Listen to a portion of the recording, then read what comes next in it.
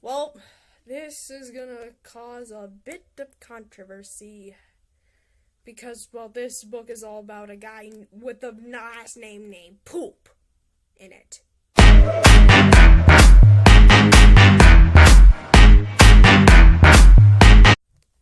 Hello, everyone. This is Yoji Madzilla 1994 back at you with another Captain Underpants novel book review. Today, just saying I'm doing these weekly. This is the Perilous plot of Professor Poopypants. I think I said that. Perilous plot of Professor Poopypants. Well, I try to say it the way he said it in the movie. Spoiler alert. Anyways, let's do this. So, the book starts out with George and Harold doing their shenanigans, and let's just skip that because technically we've already seen it. Oh my god, that glare on the book. Let's wait. Sorry, I hate the flash. I have to use it, otherwise the quality won't be good. Alright. So, long story short, there's this place called New Swissland, and everyone there has a silly name, including their president, mayor, I can't remember, but the smartest person there was Professor Poopypants. So, Professor Poopypants had his new invention called the Goozy Grow 4000, or the Goozy Grow and the Shrinky Pig. I'm going to call him that because I don't want to mix the thousands up. The Shrinky Pig makes things small, while the Goozy Grow makes things big, as you can tell by their names. Once they done testing, and then it's confirmed that they will shrink and grow things. His assistant, Mr. Porkbelly, Assistant Porkbelly, I believe, says, like, hooray, and Professor Poopypants says that he's not allowed to say that because, he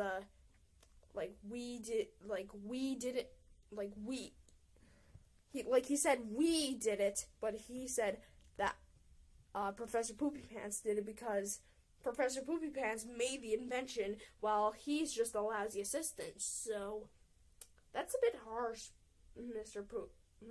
Poopypants, or Professor Poopypants. So,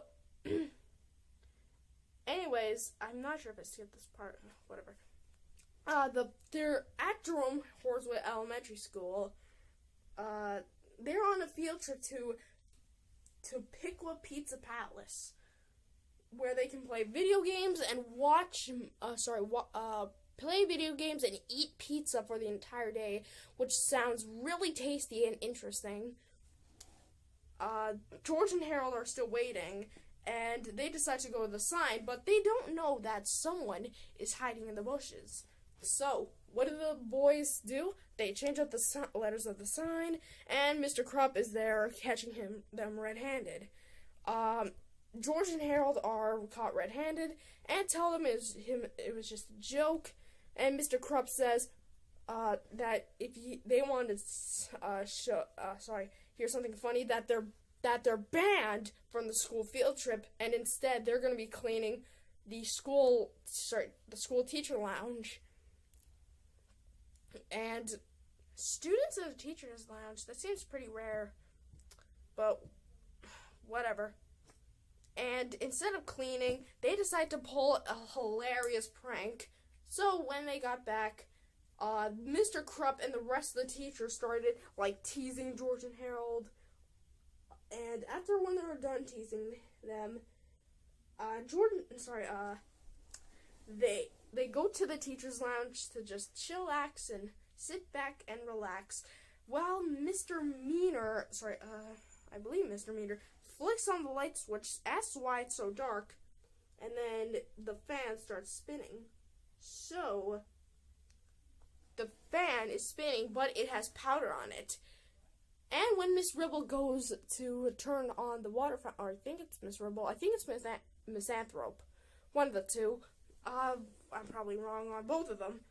But one of the teachers just turns on the water tap, and out comes that spray nozzle. Do you know that? Like I'm not sure if, like, some people don't have it. So it sprays all over the teachers, and, the sprays all over the teachers, and all of them just tried to take turns turning it off. But when one teacher turned it off, they were too late. Everyone was soaked. And by now, the ceiling fan was blowing at high speeds, pretty much achieving new high speeds. And they were all covered in powder stuff, which stuck to them because of the water. And Miss Ribble was frustrated, so she opened the door, causing a bunch of tiny packing pellets, I believe, peanuts or something, packing peanuts, and because of the wind around the room, because of the ceiling fan, they went all over the room and landed on the most stickiest thing in the room, the teachers.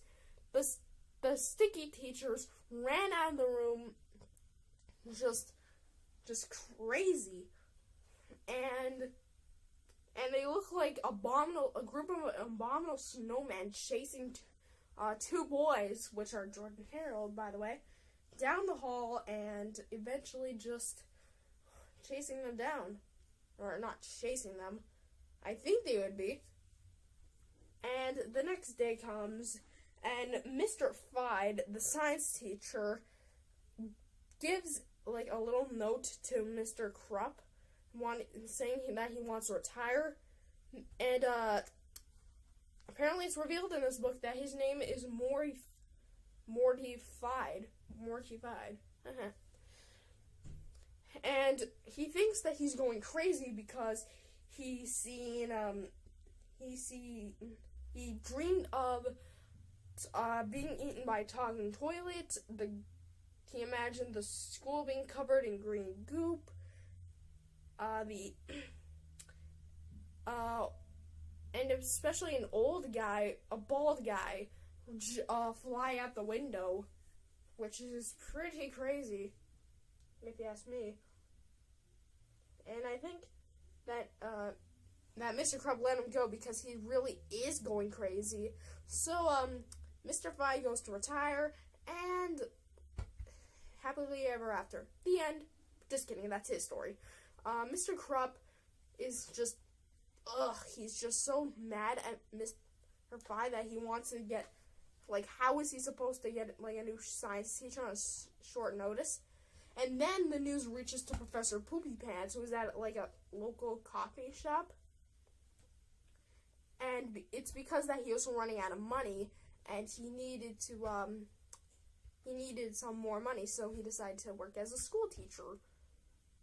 And this would be the most awful idea because there exists a superhero over there. So Professor Poopypants decides to just turn into a science teacher, and comes his first day on the job. But it's a whole catastrophe.